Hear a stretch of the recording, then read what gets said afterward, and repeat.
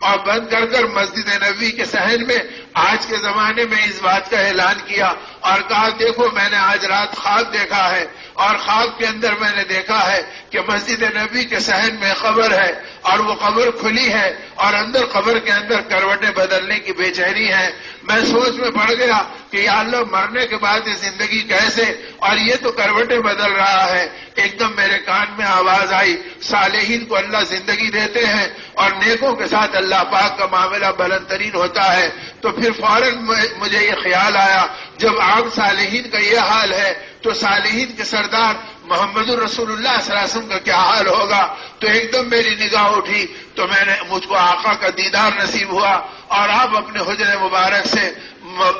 باب السلام کے دروازے کی طرف چہل قدمی فرما رہے تھے۔ میں نے سوچا چلو آقا کی خدمت میں سلام عرض کروں گا، دبے پیر میں پیچھے پیچھے چلا گیا۔ اب وہ سارا مجمع مسجد نبی میں سن رہا ہے اور وقت کا استاد حدیث ان کو اپنا یہ خواب سنا رہا ہے اور کہنے لگے کہ جب میں قریب پہنچا تو آپ ایک پتھر کی کرسی پہ بیٹھ گئے تھے جو باب السلام کے دروازے کے قریب مجھ کو نظر آئی۔ میں نے ادب سے سلام کیا، رسول اللہ صلی اللہ علیہ وسلم نے میرے سلام کا جواب دیا۔ میں نے کہا اللہ کے رسول امت کے لیے دعا فرما دیجئے۔ جب یہ کہا تو آقا کے چہرے کا رنگ بدل گیا اور اپنی پیشانی کو ہاتھ لگا کے بیٹھ گئے۔ تھوڑی دیر میں سر مبارک کو اٹھایا تو سامنے سے ایک مصری نوجوان یہ یورپی تہذیب کے اندر ڈوبا ہوا سامنے سے گزر رہا تھا۔ آپ نے اس کی طرف بیزارگی کی آنکھوں سے دیکھا اور بے قرار ہو کے فرمایا کیا ایسی امت کے لیے میں دعا کروں؟ پھر فرمایا تم لوگوں نے میرا دل بہت دکھا رکھا ہے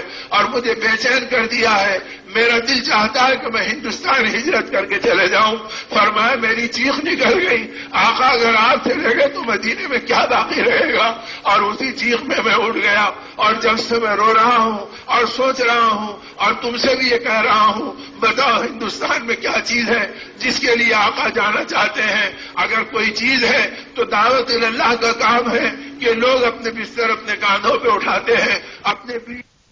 امریکہ کے سفر کیے، تم نے تفریحوں کے لیے پیرس کے سفر کیے، لیکن تم نے محمد رسول اللہ صلی اللہ علیہ وسلم کے غم کو اپنا غم نہیں بنایا۔ اب اس کے بعد کیا کرنا چاہتے ہو؟ تو کہا کہ شیخ نے خود بھی رویا اور پوری مجلس کو ہچکیوں اور سسکیوں پہ ڈالا اور فرمایا آج عہد کرو کہ ہم دعوت کے کام کو اپنا کام بنائیں گے اور ان محنتوں میں چلیں گے۔ میرے دوستو خدا غیبی راستوں سے اس کام کا تعارف کرا رہے ہیں اور خدا اپنے بندوں کو اس کے اوپر کھڑا کر رہے ہیں۔ ضرورت اس کی ہے کہ جن کو خدا نے قبول کیا اور ہم جیسے نکموں کو اور دنیا کی محبت میں ڈوبے ہوئے انسانوں کو اللہ نے کرم فرمایا اور پتہ نہیں کس کی آنکھوں پر خدا نے ہم کو قبول کیا اور کن کی تڑپنے میں خدا نے ہم کو ان کے حساب میں ہم کو ہمارے دلوں کو پلٹا اور کام کی طرف مائل کیا۔ اللہ کام کی قدردانی کی توفیق دے، اپنے اعمال کو بنانے کی سعادت دے، اپنے معاملات و معاشرت پر نگاہ رکھنے کی توفیق دے، اپنے آپ کو دنیا کی اس حقیر محبتوں سے اور ردی سامانوں کو مقصود بنانے کے دھوکے سے نکال دے